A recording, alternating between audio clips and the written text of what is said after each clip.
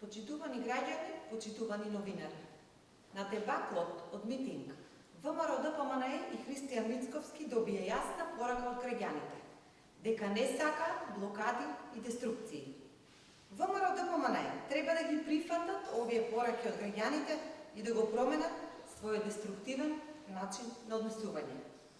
Во време на најголема глобална, економска и енергетска криза, сите партии треба да го стават интересот на граѓаните на прво место и така и да постапуваат. Темата за предвремени избори е затворена до 2024 година. Сега граѓаните очекуваат од сите пратеници и сите политички партии да покажат одговорност и посветеност.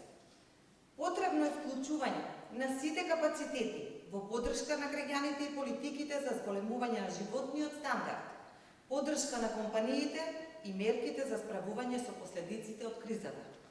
Ефикасноста во донесување на законите е еден од начините. Од тука, ВМРО ДПМНЕ преку своите пратеници во Собранието да даде поддршка на ребалансот на буџетот за 2022 година, кој што влезе во амандманска расправа.